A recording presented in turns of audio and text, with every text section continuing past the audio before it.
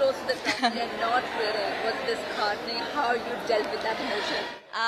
Actually अगर आप यकीन मानेंगी, मेरी नज़र कभी ट्रॉफी पे थी ही नहीं, ना ही मैंने कभी घर में एक भी बार ऐसा बोला कि मैं ट्रॉफी जीत के जाऊंगी. I was just going with the flow, doing my best, trying to contribute 100%.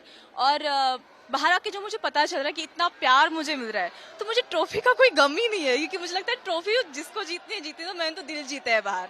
तो उस चीज़ की मुझे बहुत खुशी है, मुझे इतना सा भी गम किसी चीज़ का नहीं है. आपकी मम्मा खुश होती है? हाँ, बातें हुई तो क्या करें? एग्जैक्टली मुझे जब मैंने अपनी माँ को खुश देखा ना, तो मैं समझ गई कि इट्स एन अचीवमेंट. क्योंकि मेरी माँ को फिर दुख होता कि मैंने ट्रॉफी नहीं जीती है not, but she is already so proud of me and that's all I want. और क्या ही चाहिए जिंदगी में.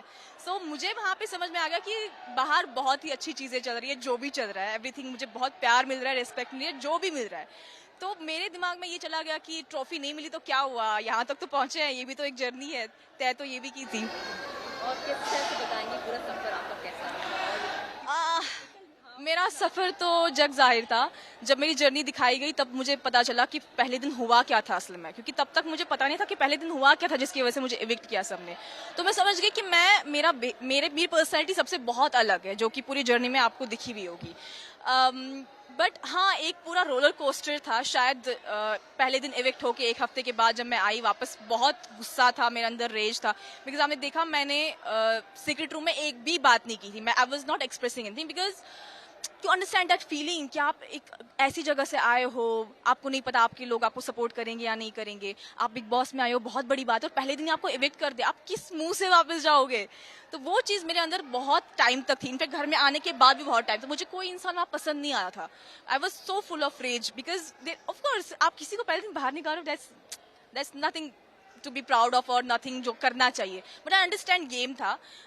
And I am really proud कि जो मैंने सोचा सीक्रेट रूम में कि ऐसा होगा, जिस तरह मैंने लोगों को पढ़ा बाहर से, एंड मैं जब वापस गई घर में, तो I could execute things as per I want because I had read all the people around there. In fact मैंने पहले दिन ही पढ़ा था, जो मैंने उनको असेंबली रूम में बोला कि I have read all of you, so I knew what you are doing.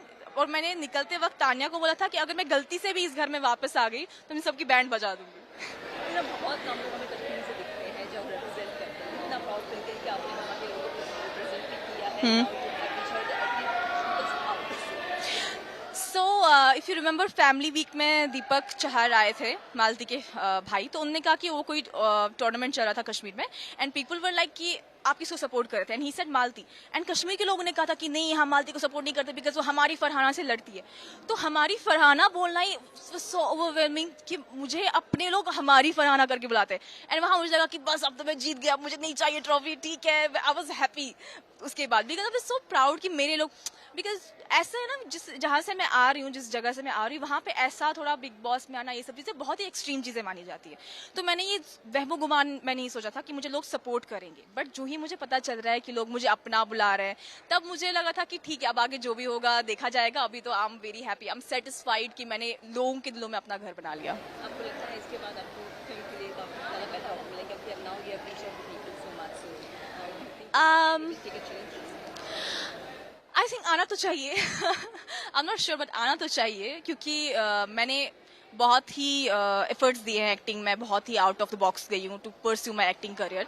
So definitely अभी मेरा वही फोकस रहेगा कि मैं एक्टिंग करियर में आगे जाऊँ, सॉरी, एंड कुछ अच्छा करूँ लाइफ में. मुझे बहुत बड़ी चीज़ें करने की कोई ख्वाहिश नहीं है. आई वॉन्ट टू थिंग्स जिसमें मुझे सेटिस्फैक्शन मिले, मेरी माँ खुश हो, बस हो गया. अब रियलिटी शो एक्सपर्ट हो चुकी है, इतना लंबा सफर किया, तो are you ready for another reality show? और really not, maybe it can be Khatron Ke खिलाड़ी, बट नथिंग जहाँ फोन नहीं होगा, किसी से बात नहीं होगी, और I think to much for me. जब मैं घर में आई थी, मैं इस बार में सोच भी नहीं रही थी, बिकॉज अगर मैं 2 मिनट के लिए भी सोचती कि मुझे ऐसी जगह जाना है जहाँ मेरी माँ के साथ कॉन्टैक्ट नहीं हो, तो शायद मैं नहीं जाती. तो I was not thinking about it. But जो ही हफ्ता, 2 हफ्ता, 3 हफ्ता चला गया, तो बहुत ऐसा हो रहा था कि घर से कोई खबर आ जाए, घर में सब ठीक है, बाहर की दुनिया में क्या चल रहा है. जैसे आज धर्म जी के बारे में पता चला, आई वाज सो शॉक्ड कि ऐसा हुआ है, वो मतलब he has passed away. It was so shocking. तो यही चीजें होती है, आपको नहीं पता बाहर क्या चल रहा है, एंड किसी ना किसी तरह ना, एक जैसे अब मैं बाहर आई और a lot of things are happening, तो थोड़ा थोड़ा इंसान ग्रास्प कर लेता है, because you can't take gush of everything, it's too much for you.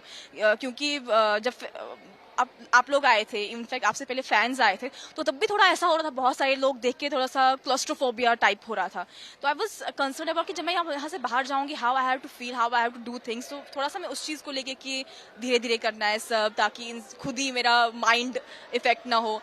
So reality show के बारे में नहीं बोल सकती मैं कोई और, बट हाँ, क्योंकि रोहित जी ने मुझे पूछा था वीकेंड पे कि आप खतरों के खिलाड़ी करोगे, तो डेफिनेटली वो तो मैं करना चाहूंगी, क्योंकि खतरों के खिलाड़ी तो मैं हूँ। सलमान खान को इस बारे में क्या कहेंगे, उन्होंने किस तरह सपोर्ट दिखाया आपको थ्रू आउट द सीजन? हर एक इंसान का सपोर्ट दिखाने का तरीका अलग होता है, उनका अलग था, डांटते थे बहुत ज्यादा, आपने तो मतलब शेलिंग होती थी पूरी मुझ पे। बट कहीं ना कहीं जब मैं फिर बैठ के सोचती थी, तो मुझे ये समझता था कि ये सब मेरी भलाई के लिए, जो भी वो बोल रहे हैं मेरी अच्छाई के लिए बोल रहे हैं, तो of course he is the best.